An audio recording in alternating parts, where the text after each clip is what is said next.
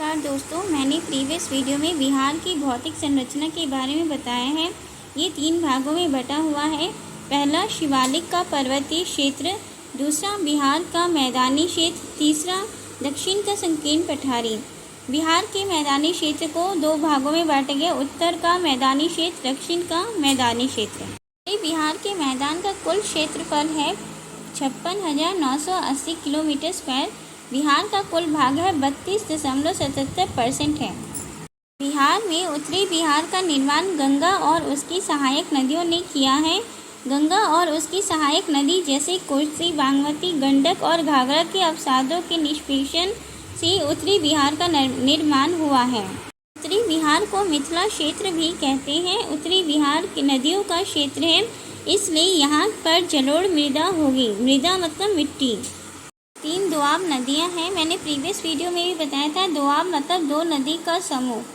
महानंदा, कोसी नदी, कोसी, गंडक नदी, गंडक, घाघरा नदी।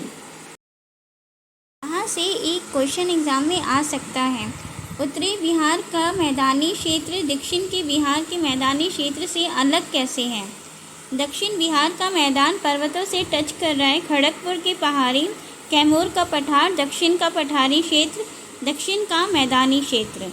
उत्तरी बिहार का क्षेत्र नदियों का क्षेत्र है। उत्तरी बिहार का मैदानी समतल है, जो उसका मैदान है वो समतल है। दक्षिण बिहार का मैदानी क्षेत्र छोटी छोटी पहाड़ी से है। ये छोटा नागपुर का भाग है। दक्षिण बिहार के मैदान में कौन सी छोटी छोटी पहाड़ हैं, उसका नाम क्या है? रामशिला की पहाड़ी, जेठियन की पहाड़ी, प्रेतशिला की पहाड़ी, बराबर की पहाड़ी। ये सब छोटी छोटी पहाड़ी हैं जो कि बिहार के गया जिले में स्थित हैं। उत्तर बिहार के मैदानी क्षेत्र की विशेषता क्या क्या है? उत्तर बिहार के मैदानी क्षेत्र में गोखुर झील, जिसको चौर या छारन या मन कह सकते हैं।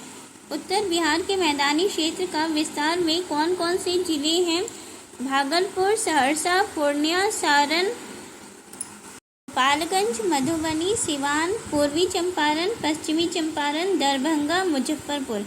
ये सारे उत्तर बिहार के मैदानी क्षेत्र में आते हैं। दक्षिण बिहार के मैदानी क्षेत्र की क्या क्या विशेषताएं हैं? जहाँ पर प्राकृतिक तटबंध का मतलब है नदी अपने किनारे पर जो मिट्टी जमा करती है वो किनारे पर ऊपर उठने लगती है। मतलब कि जो नदी ने अपने चारों ओर के किनारे पर मिट्टी को जमा किया है, तो उस मिट्टी के कारण वो जो मिट्टी का भूमि है वो ऊपर उठने लगता है। इसको कहते हैं कि नदी ने अपने किनारे पर बांध बना दिया है, इसलिए इसको प्राकृतिक तटबंध कहा जाता है। जहाँ पर प्राकृतिक तटबंध की भूमि को निम्न भूमि कहते हैं। यहाँ पर जल का जमाव होगा, उसको टाल कहते हैं। टाल का मतलब एक ऐसा क्षेत्र जहाँ पर पानी लगता है। पटना से भागलपुर के बीच में कौन कौन से टाल आते हैं?